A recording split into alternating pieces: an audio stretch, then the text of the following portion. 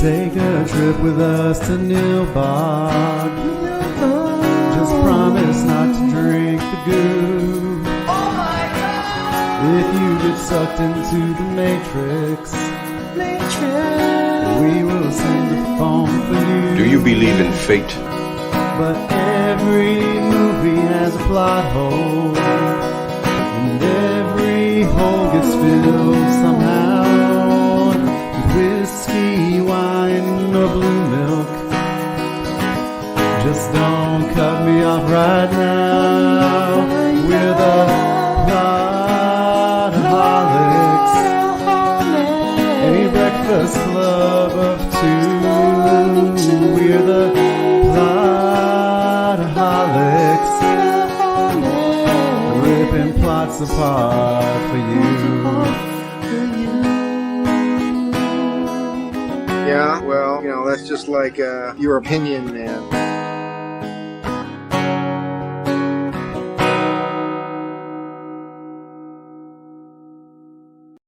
Hey, everybody, welcome to another, whatever.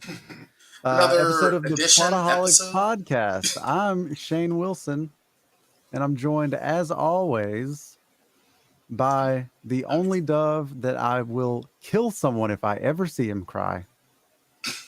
I like that. Brian That's Tam. a good one.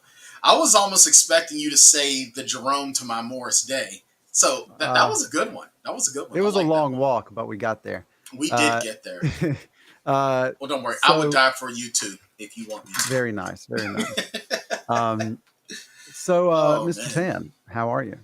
Oh, not too shabby. Not too shabby at all. I'm a little bit sad. We're almost done with our Summer of Song. It's been an awesome ride, but it's been a great ride as well.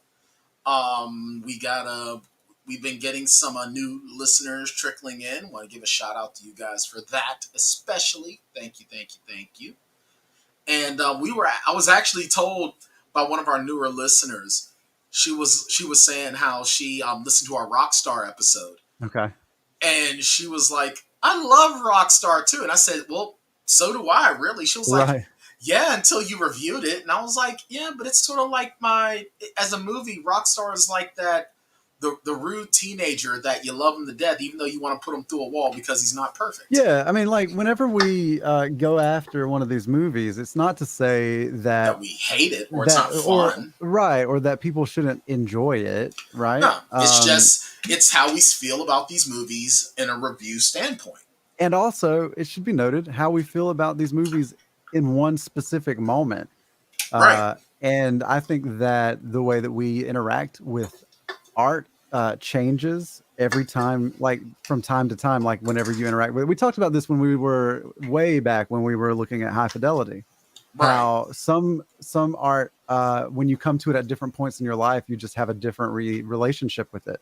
Correct. Yeah. And I think that good art does tend to evolve with us as we experience more life, et cetera, et cetera. Except for Rise of Skywalker. Yeah, no, Rise of Skywalker is garbage and no one should be allowed to like it. Absolutely. That is the worst of the worst. I will watch Attack of the Clones all day, every day, and twice on Sunday before I willingly watch that shit again. Yeah, they always say that the most recent season of Clone Wars was what finally finished Disney's rehabilitation of the prequels, and I'm like, no, it was Rise of Skywalker. Yeah. Rise of Skywalker made the prequels look so good. Absolutely. The prequels are so amazing by comparison at this point. Yeah, and honestly, as I go back and watch the prequels, I think that some of the story there is really compelling. Really good. It's really good. And not to get into a political discussion, but it's really, really relevant with what we're seeing at a political time as well in our society. So I finally watched Obi-Wan. I know this is not what we're talking about today. What did you think? It had its moments. You're on the same page as Katie and I then. Yeah, it had its moments. It wasn't bad. It wasn't horrible, but it's not. But listen, it's not what you want. It was 6 episodes, right? Yeah. In 5 of those episodes, this is no bullshit. 5 of them, because I binged it over one weekend, right? So it was all really fresh every time I would watch the next one. Yeah. 5 of those 6 episodes ended there was a moment going into the third act of the episode where Obi-Wan would leave Leia with another person and tell them to watch her. And then it would always end with them getting on a spaceship and that chick watching them fly away. I know, right? Leia is seriously like no one really wanted her. She was It like, was really just like they took the Mandalorian season 1 and stripped it down and repainted it. yeah, Like it was basically just like protecting the child. You know what I mean? seriously. In And fact, I'm pretty sure they recycled some of the dialogue from Mandalorian too. it would not surprise me if they did. Like honestly, Disney needs honestly, you know who I blame for all of this? I blame the toxic Star Wars fandom because it's because of them that George Lucas had enough. He got rid of his baby because of you people. And now this is what we get. There's so, that. And there's also the fact that Disney wouldn't stand. They had a moment where they could have stood up to these people. Mm-hmm. And like Rise of Skywalker did not have to be that what it was. They could have like shown a little backbone. And whenever the guy that was originally scheduled to direct that one, was it Trevorrow? Whenever he backed out, then just bring Rian Johnson back. Right. Let him finish the story because his story at least had conviction. JJ never has conviction. Of course not. Well, we've said tons of times on our previous shows, Plotaholics Live and all that, we're not fans of JJ. JJ Chicken Shit Abrams, yes. Yeah, well, we're not fans of him. He smells like pee.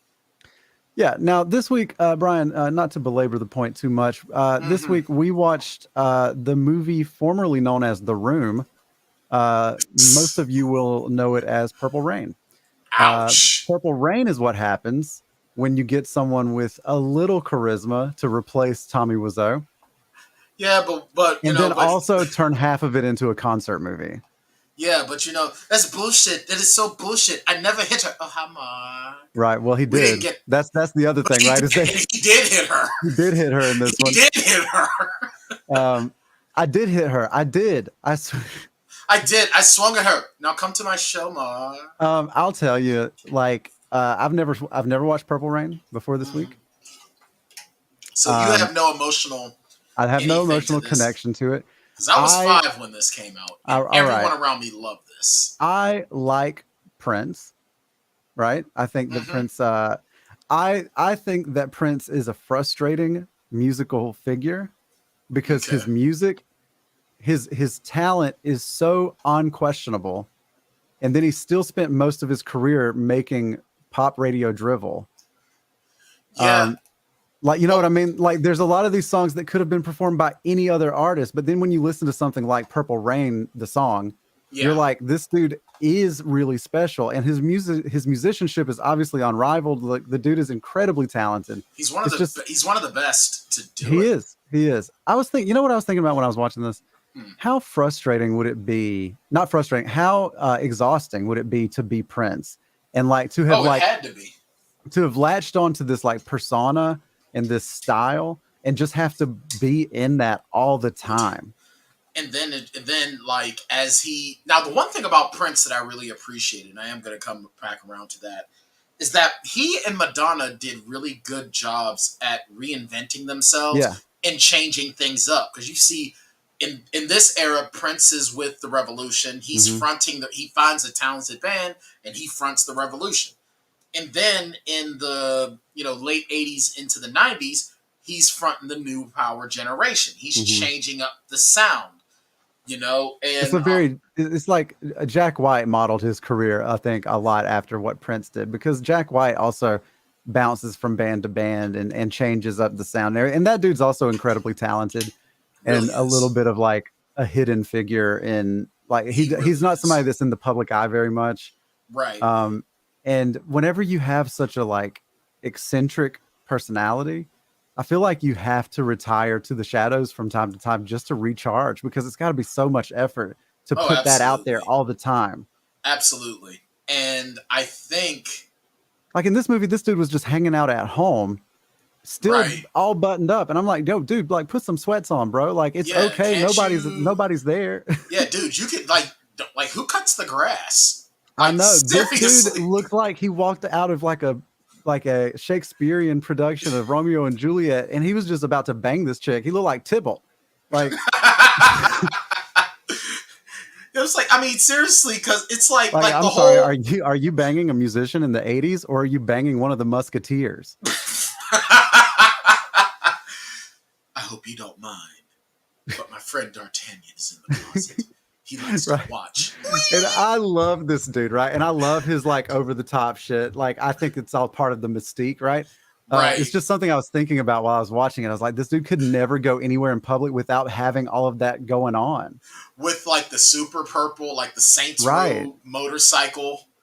Like, and of course I refer to it as Saints Row because, the video, it's like one of my favorite video game series. But Yeah. like seriously, it's almost like Prince is like the OG leader of Saints Row because everything is purple. His motorcycle is purple, like everything. And it's like, and I'm sorry, I'm sure he's not making that much money as a performer at that club. Where is he getting money for all this stuff? Yeah, I had some questions about well, the story. The story in and of itself. Yeah, which is thin at best here.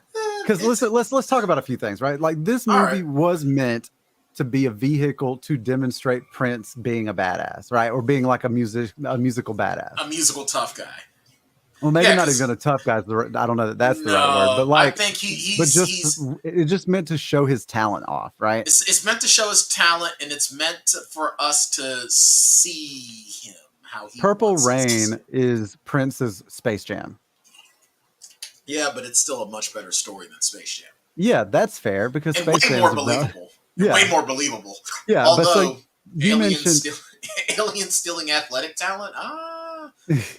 Make it common sense, and we got something there. Yeah, you made you were talking about like how does he have all this money? Yeah, playing as a house band in this club in Minneapolis, one of 3 house bands. He doesn't even play every set. No, he shows up. Then he only plays one song in his set. Yeah, it feels more like he's an opener for this other guy. Yeah, for Morris Day. Yeah. Now, here's what I want to know. And I got to ask some of the black folks that lived in Minnesota around this time. Is this how all black folks dress in Minnesota? Like zoot suits and all purple? Because the club owner, Billy, looks like he's straight out of like one of the 5 boroughs. Like he looks like he could walk off the set of Purple Rain and go into the unreleased version of Crush Groove 2. Yeah. He's wearing the Run DMC style tracksuit with the oversized glasses and the Kangol hat. But Morris Day and his guys are wearing zoot suits, except for Jerome. And Prince and his crew look like, they're about to like board your boat. Right. Like, is this the way people dressed in the 80s in Minnesota? Because if that's the case, I don't want to know how the cops are looking. I'll say I found watching this movie, to me, sort of committed one of the cardinal sins that we keep coming back to over the duration of our Summer of Song, and that is, and it may be the worst offender of any of them, the lengthy concert sequences that don't move the story. This could have just been a concert movie. It could have just been one of those like Beyonce, like extended like music, like visual albums. Right. And that's almost what it is, except that the music itself doesn't specifically feel connected to the story all the time. I think the only difference is, I mean, I can agree with that to a point. The only part where I'll disagree is when he does Young Nicky. Yeah, that one is clearly connected to the story. Yeah, and the performance of Purple Rain. Right. After the song Purple Rain is over, yeah, it's just a big concert movie. Well, you have a lengthy like intro, which is disconnected, but that's fine. Even though that's not even opening credits because there aren't any credits over that music sequence. It's kind of just setting up the story in a sense, like, I mean, it's introducing all the characters. Yeah, it's introducing everyone, so it's kind of connected, but it also sometimes don't feel like it's in order because we're seeing everybody getting ready, and I took some notes. I actually took some notes. You took notes this week. I took notes. All right, we'll take you to school. So this is what I want to know. Who do you think in my head? You jump into my head for a second. Okay. Subtract the domestic violence Mm-hmm. of it. Who Mm. do you think of our three leads is the worst of the worst? Mm. Morris, Apollonia, or the kid, aka Prince? I believe this is what I feel Hmm. that the kid is the worst. Even eliminating the domestic violence. I mean, like, even if you eliminate the fact that he hit her, Yes, that's what like I he's mean. still very controlling of her and he's incredibly jealous all the time and he almost bullies her. True. Well, Now, see, I if you was eliminate the fact now, right, if you eliminate all of that, if you put all of that inside of the bubble of domestic violence, then yeah, it probably goes elsewhere. But I don't like the way that I mean Prince comes across as a misogynist in this movie. right, exactly. And so I mean, here's Prince doesn't, the kid does. right, not Prince, it's the kid. Right. So here's my thing. Apollonia is not just an innocent victim of circumstance, though. She's She's not. kind of she's not. She's really not. Hold on one second. Because now here's the thing. She commits 3 crimes during that opening montage. Mm-hmm. Theft of services, Yeah. because and here's the worst part about it. She had the money. Yeah. She had a fistful of 20s, and it was only going to be $40. Yeah. And she just takes off. That's number one. Number two, trespassing. She's told that she cannot come to the club to see the manager. And she goes through the employee entrance anyway. Because Yeah. F what this dude had to say. Mm-hmm. And then 3, she's not paying attention. It might just be a mistake, but she's already done bad things. Right. She knocks over the drinks, which means now that poor waitress has to not only pay for the glass, but pay for the drink. And Right. I'm sorry, I don't know if Apollonia ever been a waitress before, but them dollars add up. Well, I'll say this to that. You're right. She does do some questionable things, some bad things. Mm-hmm. Not paying the cab driver is shitty, right? Like that hurts him. That That's hurts probably his like the bottom line. worst. That's probably the worst. It is. It's. I think it's objectively the worst. Because like if they didn't want her at the club, they could have removed her. If and she could have just accidentally spilled the drinks. But I mean, that's neither here nor there. I think that what the kid was up to was like inherently toxic, whereas what she's doing is she's just like trying to game the system. Yeah, I mean, you're right about that. And I mean, I'm not taking away from the fact that the kid is, well, and the other guy, Morris is just a manipulative Morris is a piece of shit too, but he's exactly what you expect him to be. Yeah, he's just like success has gone to his head. Like he's just full of himself. Right, until you get to that one point in the film where he realized he took it a step too far. Yeah. Toward the end. He knew he was a dick for that. I found myself like really like, okay, so first of all, I love that the kid ends up making things right with the ladies in the band by writing a song for their composition, right? Yeah, he took their composition, put the words to it and all of that. Yeah, that's great. It was a little like it's like an hour. It's an hour and 50. It's an hour 50 minutes, right? Yeah. Like 30 minutes of this runtime is just like full, like first note to last note Prince songs, live performances. Well, except for a couple of songs here and there. It's almost like it's a Prince concert, and then in the intermission you get the Apollonia 6 in the time. Yeah, right. Yeah, and that's the other thing is that there are even other people playing music in this movie. So like there's so much like music. There's a lot of music. And what I wanted was more. I say this all the time. I didn't want more story. I mean, I did want more story for the runtime. I wanted more story, and specifically, I wanted more of a redemption arc for the kid. Because I mean, I get that that his dad tried to kill himself, and that this was like his wake up call moment, right? But I was thinking specifically about how the kid treated women in this movie and how much more powerful it would have been for him to have like almost lost his mother like seen something terrible, like really bad happen to her, Right. and have that be his wake up call, and that's why he decided to make things right with the women in the band. Right.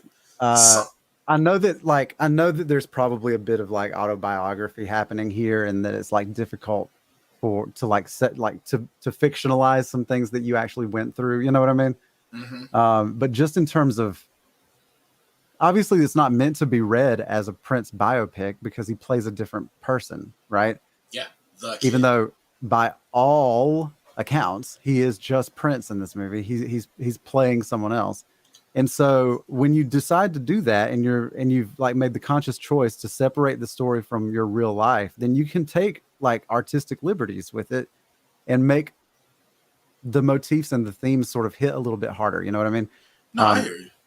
and I think it would have just been stronger. I'm not saying that there's anything wrong with the way that it was. I'm just Yeah, saying that it would have, I think it would have made the redemption arc make a little more mean more. sense with the women. It would have meant more if he had had a moment with with the woman in his, like with his mother or whatever, that sort of like jolted him awake a little bit more.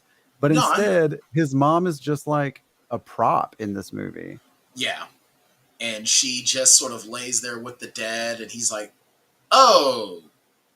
Or maybe it's the fact that he saw what he did to Apollonia. Maybe I think maybe I mean part of me wants to play devil's advocate and say that it was like a small fire burn because he knew how horrible he was. Right. He knew it, but it was like he couldn't help himself because in some instances that's all he knew how to be, and he would act without rational thought. He would Right. just react, Yeah. and And it then goes back to what we talked about with James Brown last week.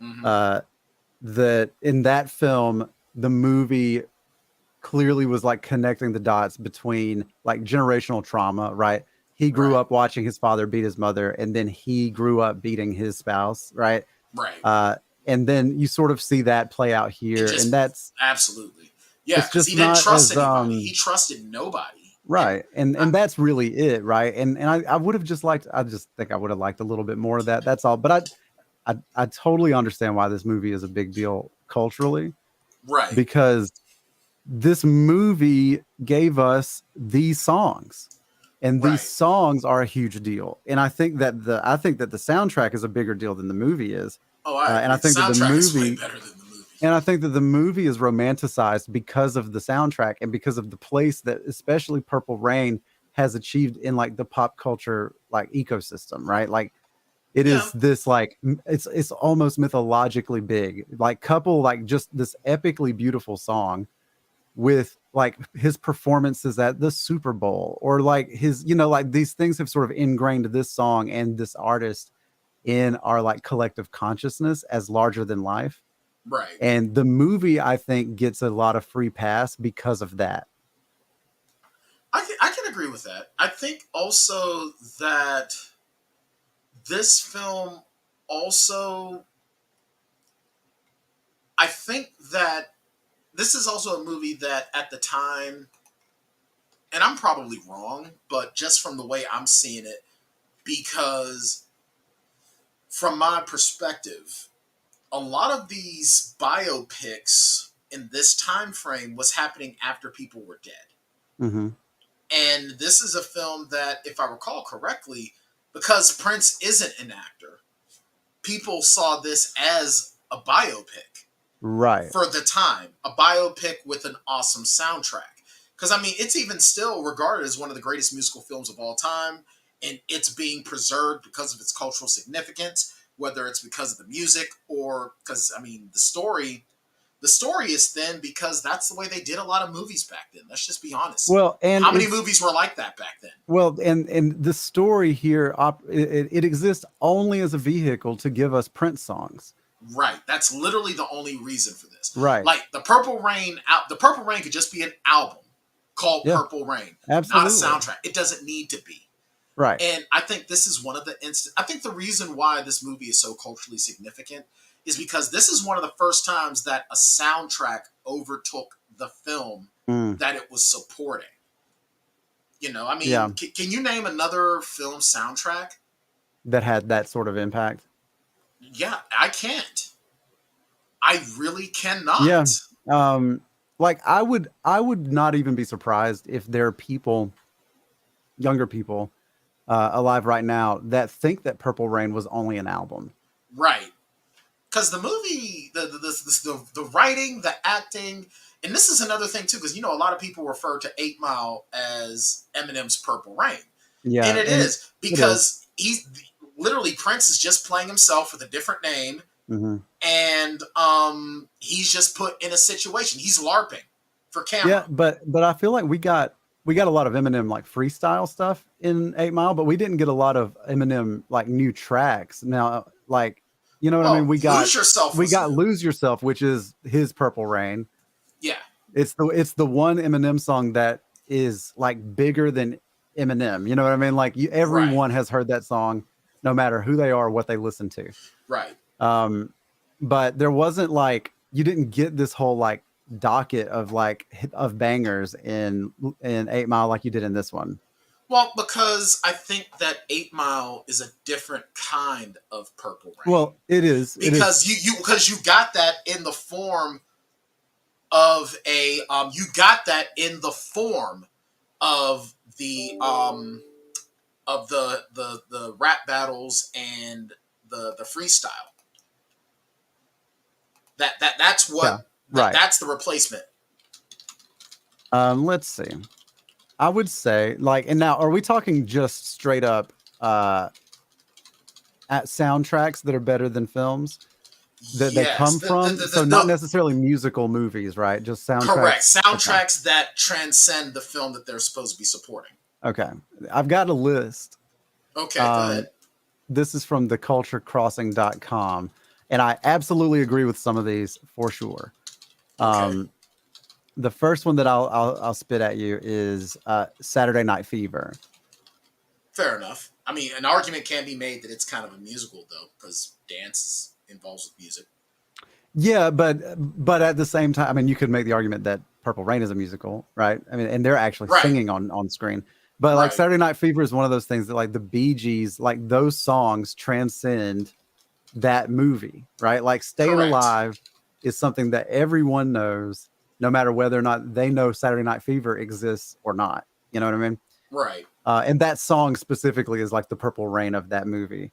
I would say that just in terms of like single songs that become like cultural touchstones and huge deals culturally, I would agree with The Bodyguard uh, and I Will Always Love You. Okay. Like it gives us that song, which is again like there's like Whitney Houston just like cements her in our collective consciousness, right? That's the song. No matter what other like bangers she comes out with, that's the song. Right. And then this one just makes me laugh. That is on here, Batman Forever, Ugh. because of "Kiss from a Rose" by Seal. Yeah. No. Okay. I can give you that. But it's less like Seal wasn't in Batman Forever, and I No. know that the Bee Gees weren't in Saturday Night Fever. Um, but I mean, you're talking about like with "I Will Always Love You," like you're talking about Whitney Houston re-recording a song that was originally released by Dolly Parton, Right. and now no one even knows that Dolly Parton wrote like originally recorded that song. Like no Right. one realizes that that's a Right. cover song. Right. Okay. You know what? That you got two great points right there. The Batman Forever.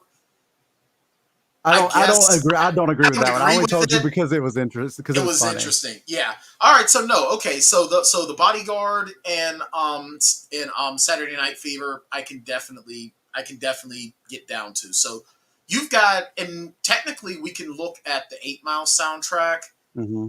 as well. So we've Yeah, got four of probably the best soundtracks in soundtrack history. Yeah, can we agree? We can I agree with agree. I that. agree with that. Well, That do the what they some of do. I would say like the best like singles from soundtracks, Okay, all right? right. Does that make sense? Because Yeah, like all that of can those make that soundtracks can make don't. more sense. Yeah, not Yeah, all those soundtracks have super bangers. Saturday Night Fever has banger after banger on it. Purple Rain has banger after banger on it. The Bodyguard has really, to me, one. yeah. I mean, there were great songs on there that Whitney did, but "I Will Always Love You" is the one. Yeah. And then "Lose Yourself" is that for 8 Mile. So yeah, so the whole point is, I think that the reason why Purple Rain the film is as heralded as it is because of that groundbreaking soundtrack that had banger after banger after banger. Because I mean, and it's not even just all Prince songs that were the bangers. "Jungle Love" is Morris Day and the Time's most famous song. I mean, God, if you watch, and most kids, well, not even kids of today, but a generation later knew about Morris Day and the Time because of that song, because of a Kevin Smith movie. Yeah. And folks still are just all over. I was alive during their heyday, and if someone says Morris Day and the Time, first song that's going to come out of my head, "Jungle Love." Yeah. That's it. Yeah, and like all that I've said is like to the detriment of the story of the film, is not to take anything away from the soundtrack, right? Correct. Like the soundtrack is undeniably great, and I just like clicked through like 3 different lists of articles listing movies whose soundtrack was better than the movie or became more popular than the movie, and Purple Rain was always at the top, or at least on the list for every one of them. Right. Do you want to hear a couple of these other lists? Oh, I would love to. All right. This is from yardbarker.com. Okay. Soundtracks that were just as awesome or better than the movies. The Graduate. Okay. Coolie High. Saturday Night awesome. Fever. The Last American Virgin. You get some like, well, of course, sort of entries here, like Footloose and Dirty Dancing. Oh, yeah. Purple Rain. Top Gun. Danger Zone. Yeah. And Take My Breath Away, right? Yeah. Did you hear that Maverick is actually top Titanic for number 7? Number 7 all time. Nice. Last Action Hero keeps coming up too. Last Action Hero is a banger of a soundtrack, but that's also a really good movie. Yeah, they always cite AC/DC's Big Gun. Yeah, that's one of my like, for a band that I can't stand because they are so overplayed. Big Gun is actually a pretty sweet tune. Let's see, soundtracks larger than the movie they belong to. This comes from the internet cesspool over at Reddit. When did Twitter start doing these? Well, it's linking to a Watch Mojo list, and it's a video, so we're not going to look at that. Oh, okay. Send me that link, because I wouldn't mind watching that. I'm a big fan of those guys. Then let's see. There was another one. 10 movie soundtracks that are more popular than the movie Saturday Night Fever, That Thing You Do, which we'll be talking about next week, I think. Yeah, yes, we are. I'm actually pretty excited about that. Train Spotting, Oh Brother, Where Art Thou? Okay. That one totally checks out. Like that movie, that song, I've never watched it. I've never watched it either, but everybody knows that song that I have forgotten right now. Yeah, I know nothing about Oh Brother, Where Art Thou? Isn't that the one with George Clooney and those other guys? What is this stupid song? Now I gotta look that shiznit up. Oh Brother, Where Art Thou? It's I'm a Man of Constant Sorrow. I know what that is. Yeah, it was a rage. It was all the rage back in the day. Okay. Like whenever that movie first came out, it was everywhere. But anyway, here's I put that in Wikipedia and it gives me a Simpsons episode.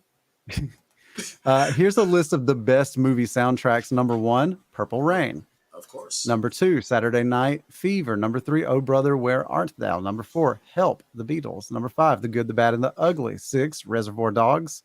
7, The Graduate. 8, The Blues Brothers. 9, Stand By Me. Some good ones. Pretty in Pink is at 11.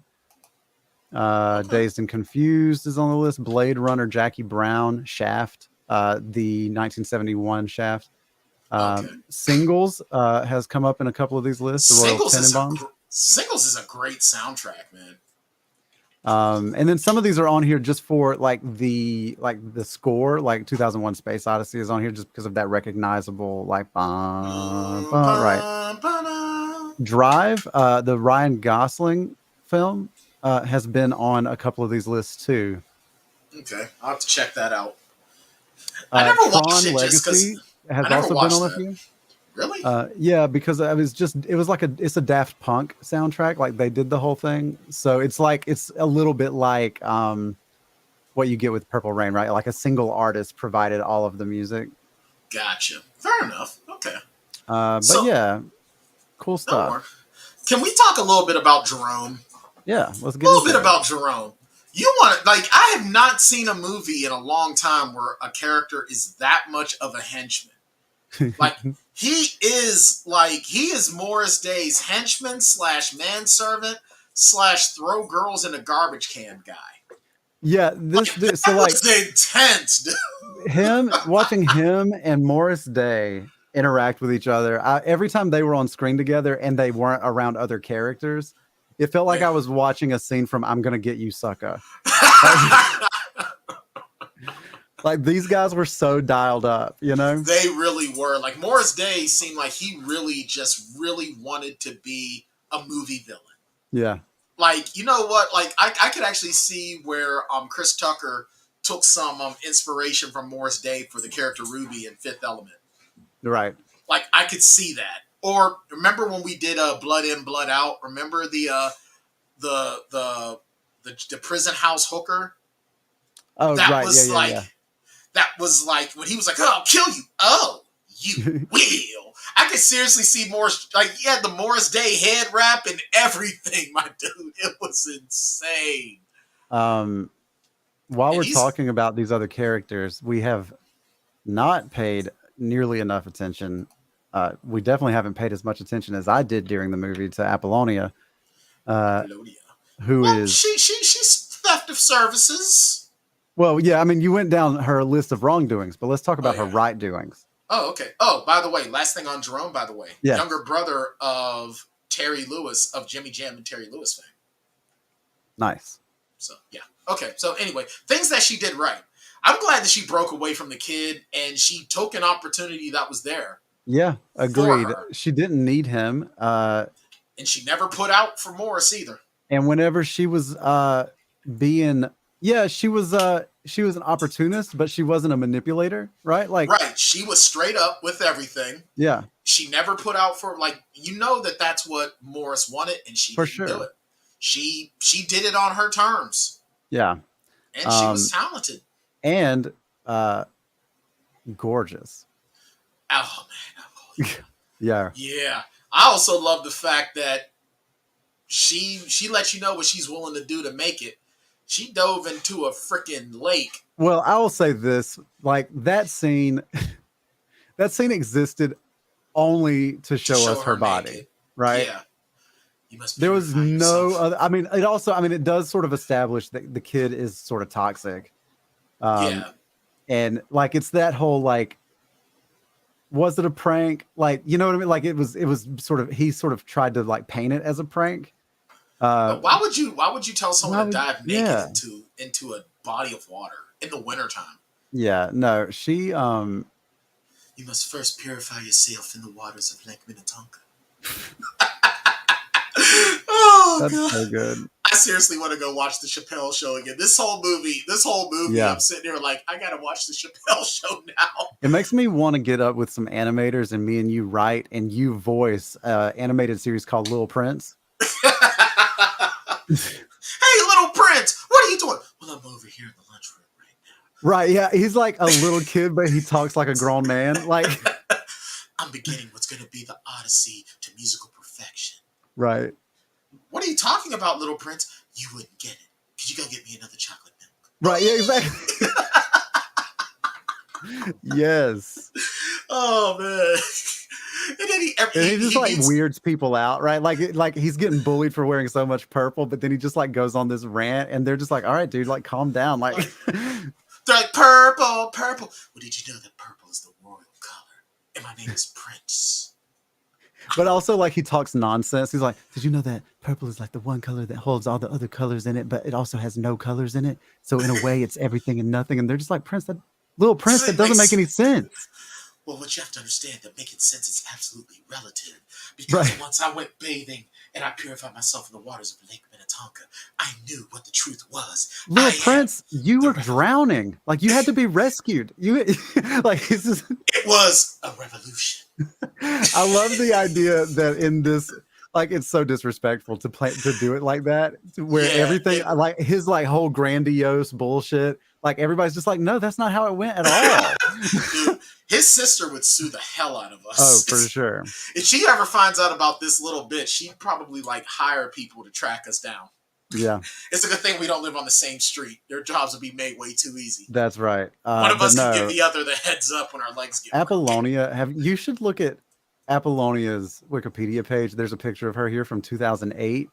Okay. She was Let's do that. still crushing it. I'll tell you what, though, man. Apollonia, yeah. I wish that I was her paper boy. That's all I Yeah, gotta say. is that right? I wish to God that I was delivering her paper, her mail. I wish I was the pizza delivery guy. Like, seriously. And it's like, I don't care if she could answer the door, like, glammed up, 80s style, in the all leather suit, or just in sweats. I wouldn't care. I'd be like, I saw Apollonia. Oh! Did you know that in 2009, this is so weird. In 2009, there was a Spin magazine, I guess, put out an album of Prince cover songs. Yeah, I didn't know. I heard about that. Yeah, so the album contains cover versions of songs from Prince's 1984 Purple Rain album in the same track order as the original. So it features like, I think Apollonia is on one of these bands on here. That's how I got here. But a bunch of like artists that I don't know. But the album is called Purplish Rain.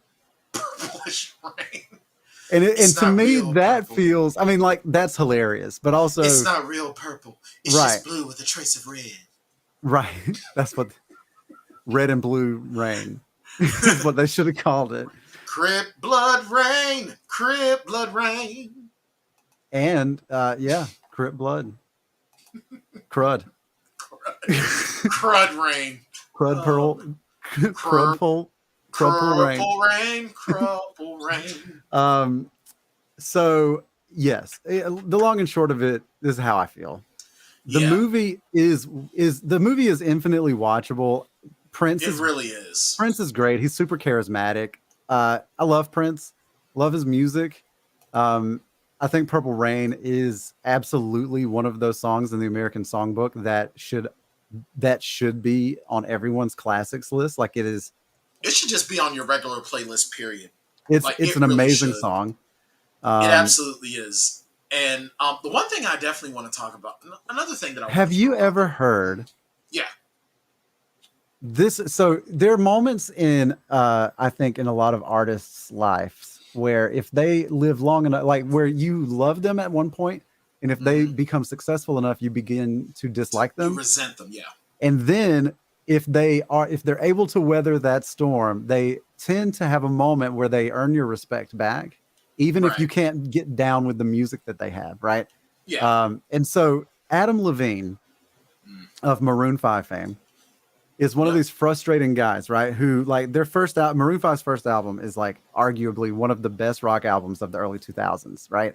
We've talked about it recently, I think, on the show. Yeah. Songs About Jane. And from there, their music began to sort of devolve into just sort of like pop drivel. Pop mess, yeah. Yeah. And then Howard Stern did a live birthday show. It's probably been 6 or 7 years ago now. And he had Adam Levine play at his show. And Adam Levine sang lead and played lead guitar on Purple Rain, on a cover of Purple Rain. And he shredded the fuck out of it. Like, it was so good. If you get a chance to listen to Adam Levine's cover of Purple Rain from Howard Stern's birthday show, it's absolutely worth it. It was the moment where I was like, this dude is every bit as talented as I thought he was. He just sold out. So, like, while I have an issue with that, and I hate that we're not getting his best stuff, it's still nice to know that I wasn't wrong initially. You know what I mean? Okay, I just pulled it up. I just put it. I put in Adam Levine, and like the fourth thing down was Adam Levine, Purple Rain. Yeah, it's So so good, dude. So good. nice. And I mean, it's the only version I've ever heard that rivals Prince's The version. original. Okay, I'll have to definitely give that a try then, for real, for real. Um, I'll tell you though, the one thing that I definitely sort of wanted to touch on a little bit as well, yeah. though, was the his father, Francis L. And Hmm. how, number one, Clarence Williams III, after he was done being Lincoln Hayes in the Mod Squad, he did like certain parts that he was like just getting known for. Yeah. One of the most popular ones, especially, was the Devil in Tales from the Hood, which is a major league classic. Great cinema, great filmmaking. But his role in this, they did a really good job at showing how the kid is falling down that same rabbit hole. Right. And they make those comparisons, but a lot of the times in movies like this, where they say that someone is acting like their parent or someone that came before them, and you don't see it as well. But in this one, you really see it. And the character sees it as well. And I think that was probably some of the best acting. For as over the top as he is, Hmm. I think that that's probably some of the best acting in it. And it's only from an actor of Clarence Williams III's talent that you would get something like that. Yeah. Because there are no other real actors in this movie. Like, this is just all people being Like being musicians. Right. themselves. Yeah, it's all musicians being themselves. And I think Clarence Williams III really, and Olga Karlatos, who plays Mother, Mm. they, for the couple of scenes that they had to be the actors. Yeah.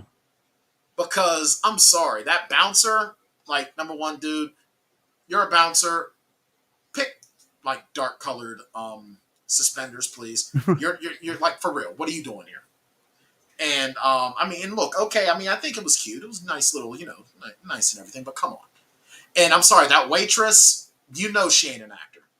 She's a singer or whatever that was in Prince's band, and he put her in the spot. Because the acting in this movie is just, it's not the greatest. It's better than in some, but Right. it's not super great. Yeah. So shout out to those two as the MVPs of acting. And when Prince is actually on scene with them, it's hard to not say that he ruins it. Yeah. Yeah. I don't know. I don't really know what to say about Prince's acting because he's charismatic enough. Like he doesn't get he only gets upstaged in those scenes, like when he's on Right. scene on camera with other actual actors. Right. When it's him and Apollonia or whoever, or when he's on stage, like he's just being himself, so he's fine. Yeah, he's. They're not asking him to do too much, and even in the Right. scenes with his parents, they're not really asking him to do a ton.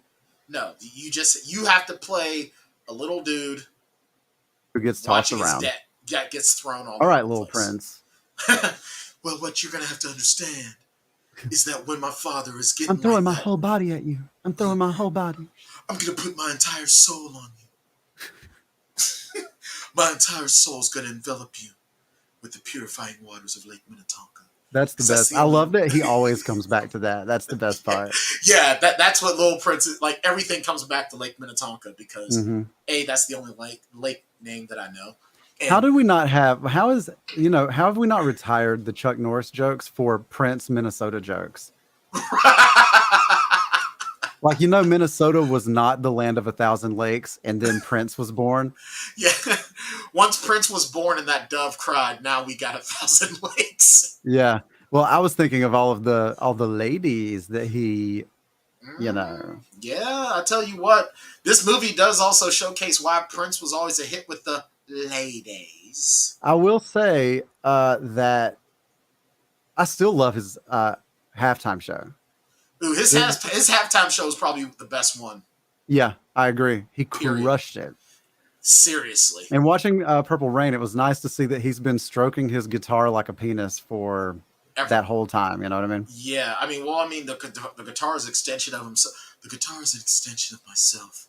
And when I'm putting my music out there, it's like I'm impregnating the world with my musical jizz. Yeah. I mean, I'm sure he wouldn't refer to it as jizz. He's way too classy for that. Yeah, he would say purple, I feel. jism. Yeah, and I'm sure that it didn't come out in the standard color. It came out purple because that's what happens when doves cry. Yeah. Wow, that just went way too far. That was poetry, man. Hey, thanks. I try. So so everyone who watches and listens to us and have done so for a long time knows that I like to be a go-getter when it comes to films. Yeah, let's talk a little bit about this. I'll go to the sequels every now and again, and you know something? I couldn't Make it. I got to the Tevin Campbell round and round performance before I finally was like, you know what? I'm not doing this anymore. Hey kid, what? Tevin has something he wants to show you. Okay. And then it's just bad. It's bad. It's very Graffiti Bridge. Actually, I think all of Prince's films are on HBO Max right now. I haven't even thought to try Under the Cherry Moon. I don't think I'm going to because that's just going to be more than I can handle. Yeah. But Graffiti Bridge, no joke. If you watch the old Fox TV shows or some of the old back when music videos had a story to tell, right? But you could tell that like the set was fake. Yeah. That is what Graffiti Bridge is. Like everything just looks like a fake ass set. And the acting, come on, kid, when are you gonna let me rap? Like that's and then like, but apparently, like, if you've never watched Graffiti Bridge, it's like I have not. It's supposed to be it's a standalone sequel to Purple Rain. Mm-hmm. So they reference the only real references they have is to Billy and the club. Okay. Because Billy wills his clubs to Kid and Morris Day. But Morris's clubs are more profitable than Kid's are. So Morris is trying to get Kid to sell his club to him so he can have all the clubs. Because he's the only one that stands between Morris and total supremacy. Yeah. But once again, he's playing music that nobody likes, apparently. Right. And he's just the same dick that he was in Purple Rain. He's just the same dick. I wanted to... and we get a lot of inner monologue, too, because, it's artsy. We have to... Little Prince has to have this movie did a lot of that artsy stuff. It was more visual artsy, like every now and then it felt like it was devolving into like student art house film, where it was just like, it felt really, I don't know, like self-aggrandizing, but of course it was. It was a Prince movie. Graffiti Bridge literally felt like a Neil Breen movie. Oh God. And how I feel about those. Every now and then here on the show, Brian, in what is accidentally becoming a recurring segment, we go to the well of New Girl clips. And this week I would feel remiss, since we probably will never talk about Prince again on the show in this way. Probably not. If we did not revisit the time that Prince was on New Girl. What? Yeah, it was New Girl got the post Super Bowl spot one year. Okay. And Prince was on the show, on the episode. Nice. That is so awesome. Yeah, it is. The premise of the episode was that they just randomly like met somebody out like in the city somewhere, and they were invited to a party at Prince's house, and they never expected to like meet him or whatever. Like he was going to play there. They didn't expect to meet the guy. But then they do. And like Jess and Nick, the main will they, won't they, sort of Ross and Rachel of the show. Fair enough, okay. They run into him while they're having a fight. And Prince takes Jess with him into his house to like give her advice. And I'm just like, yo, can you imagine being the guy in that situation? Like I would be so mad. How bad would that be? I was going to play. I would be really upset because it'd be like, yo, I just lost my woman. Yeah, for sure. It's over. Prince is taking her. Yeah, I was going to play just a little of this if you would indulge me. I'm all for it. Please do. That makes me happy. It makes my heart sing. So we will go. You know how it is. Oh yeah, you gotta love it. This is why we have to have interns. Right. Yeah. We needs it. We really do because this is a tough job sometimes. Breaking Yes. these movies down, and then we come up with these things. Yep. All right. Here is just when they first like initially meet Prince. Is he making pancakes? Okay. Hi. What happened? You had a panic attack and you fell down, Oh my god. which was actually worse than finger guns. Anything else? Whoa. I think it's fair to say that I did not handle the situation very well. No, look, it's fine. In fact, I want to take the whole thing back, Jess. I What? shouldn't have said it. It was an accident, and yeah, so I clear the air. No, Nick. This just got very awkward. No, Nick. What? What? I'm outside the hedge. You see my arm? I'm trying to push through. What are you doing up Careful. Lost my bearings. I had to go high to avoid the spiders. Nick? I'm breaching. I'm breaching. Oh! Prince is terrible at frisbee. It's like 10 of these things up there. Hey guys, can I talk to Nick alone for a second? You got it. He said he's terrible at frisbee. You're taking it back? Is that how you really feel? Well, how do you feel? Hi. I'm Prince. I'm Prince. So what seems to be the problem? Oh, how rude of me. I haven't given you enough time to freak out yet. You may do This so is now. so good. Oh my god! Oh my god! I like that. Watch his So- face.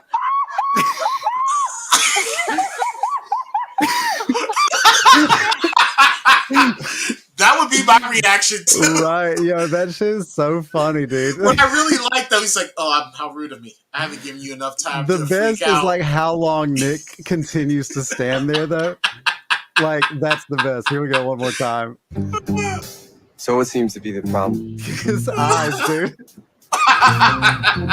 Oh, how rude of me. I haven't given you enough time to freak out yet. You may do so now. You may do Oh so. my god!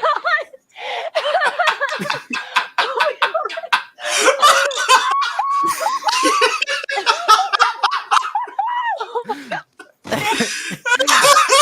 Yeah, I'm telling you, dude, you got to give that show a shot. It's I so will. funny.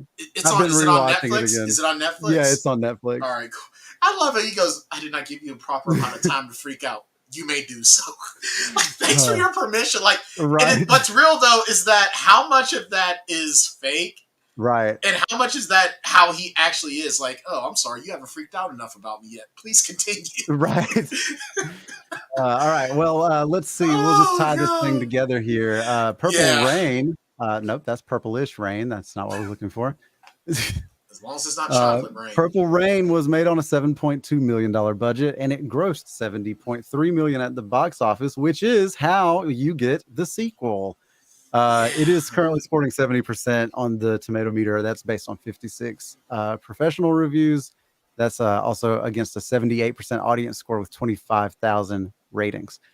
So Nice. let's get Bartender Smiley in the mix, and then we will get into it. Word. The Plotaholics rating system for the movies is a pretty simple system.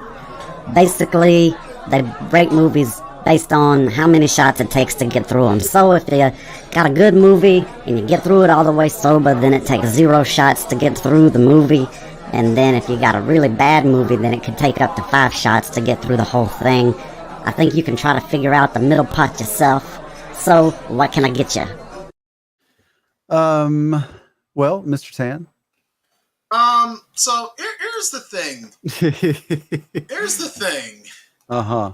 Purple Rain is nowhere near without its problems, obviously. But what makes this movie a classic is the music. And because the music is timeless, and them outfits are just insane. Yeah, Oh they my really God. are.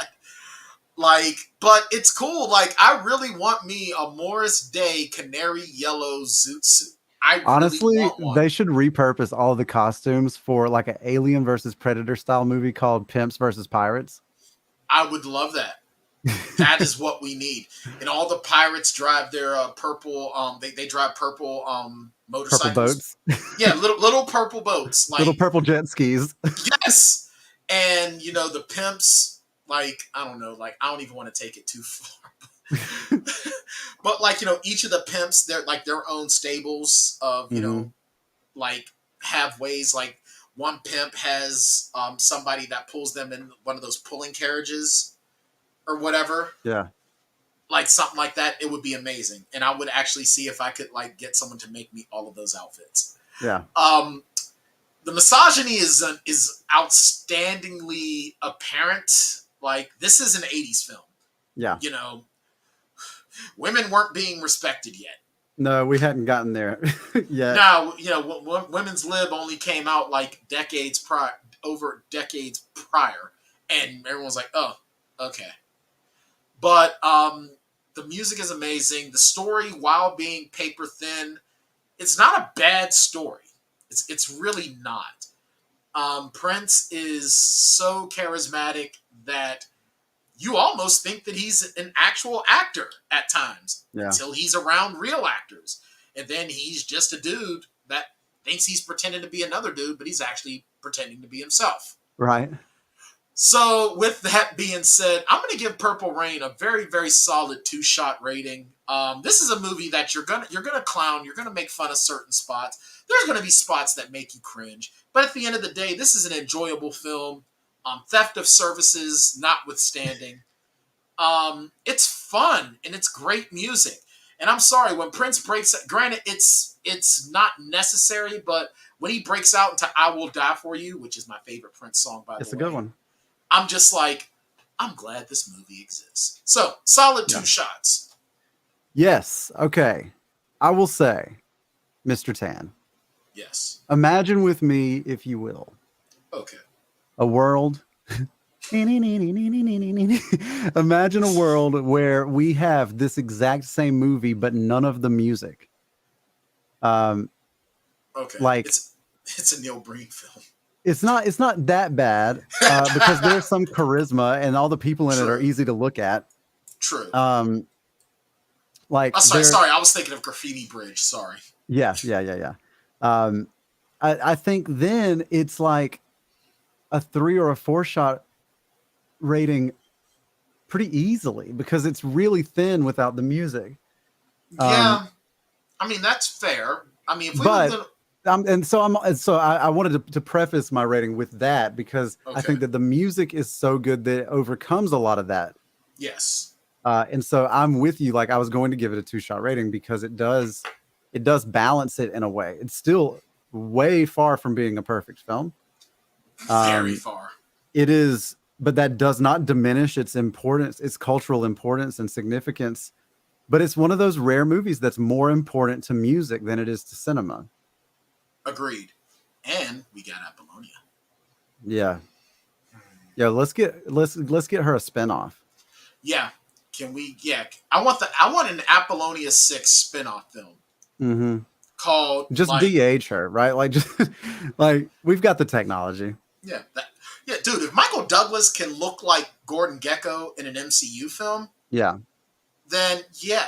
Or you can keep Apollonia, but have older Apollonia as she is now, like telling a story to like her kids or grandkids or something. Yeah. And then like do the de-aging process. I know she'll look way more believable than freaking Robert De Niro in The Irishman. Yeah. As long as a major studio picks it up and not Netflix. Yeah. Anywho, that is going to do it for this week. Please rate, review, subscribe. Thank you to the new folks that are coming around.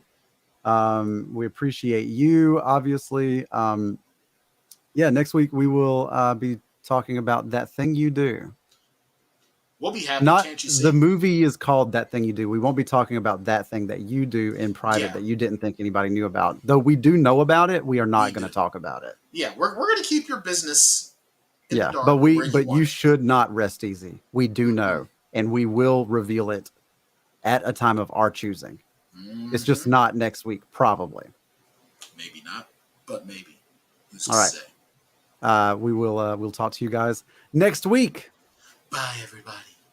Stay purple. Take a trip with us to Nilbog. Just promise not to drink the goo. If you get sucked into the Matrix, we will send the phone for you. Do you believe in fate? But every movie has a plot hole, and every hole gets filled somehow. Whiskey, wine, or blue milk. Just don't cut me off right now. We're the Plotaholics, a breakfast club of two. We're the Plotaholics, ripping plots apart for you. Yeah, well, that's just like your opinion, man.